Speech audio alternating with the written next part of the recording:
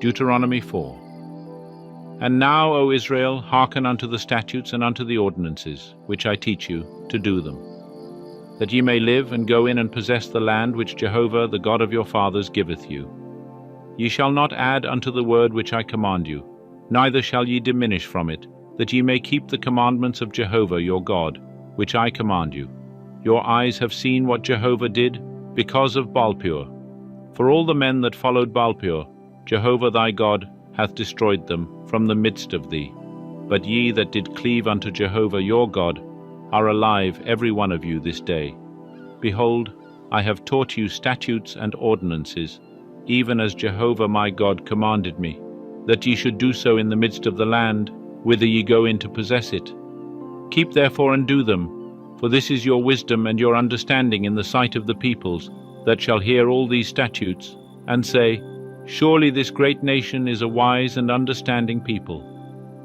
For what great nation is there that hath a God so nigh unto them, as Jehovah our God is, whensoever we call upon him? And what great nation is there that hath statutes and ordinances so righteous as all this law, which I set before you this day?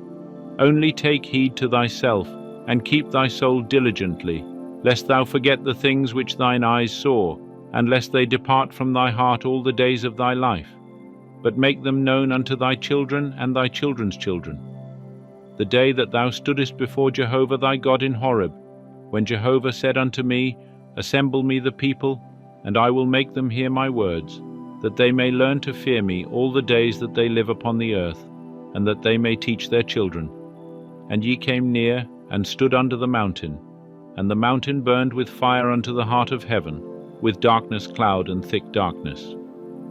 And Jehovah spake unto you out of the midst of the fire. Ye heard the voice of words, but ye saw no form, only ye heard a voice. And he declared unto you his covenant, which he commanded you to perform, even the 10 commandments. And he wrote them upon 2 tables of stone. And Jehovah commanded me at that time to teach you statutes and ordinances, that ye might do them in the land whither ye go over to possess it. Take ye therefore good heed unto yourselves, for ye saw no manner of form on the day that Jehovah spake unto you in Horeb, out of the midst of the fire,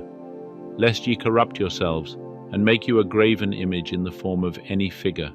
the likeness of male or female, the likeness of any beast that is on the earth,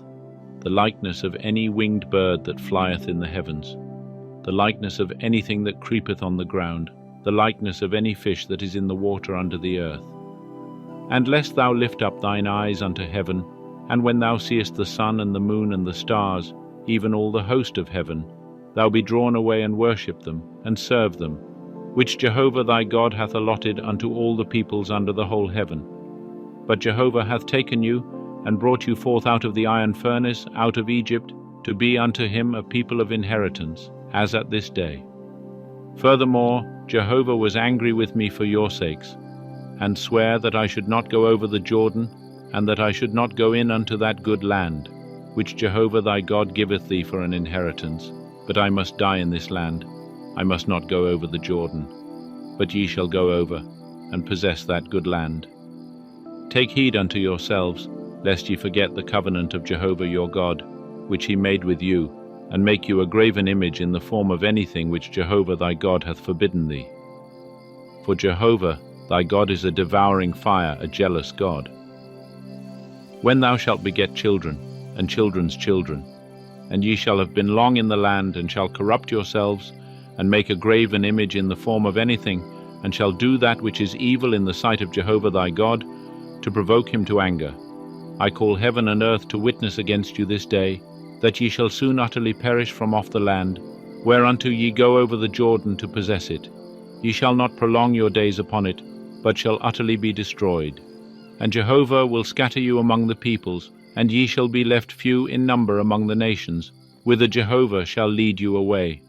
And there ye shall serve gods, the work of men's hands, wood and stone, which neither see, nor hear, nor eat, nor smell. But from thence ye shall seek Jehovah thy God,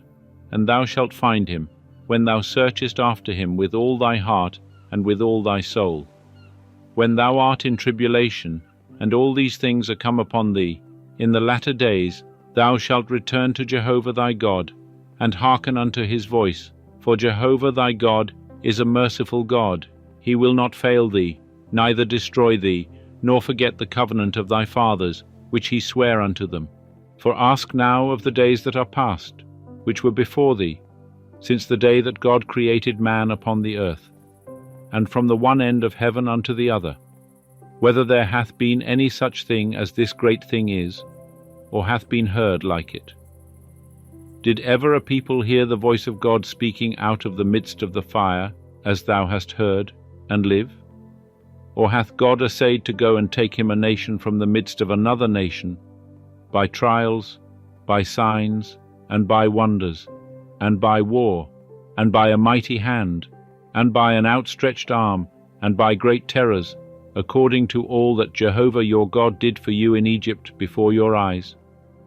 Unto thee it was showed, that thou mightest know that Jehovah he is God, there is none else besides him. Out of heaven he made thee to hear his voice, that he might instruct thee, and upon earth he made thee to see his great fire, and thou heardest his words out of the midst of the fire.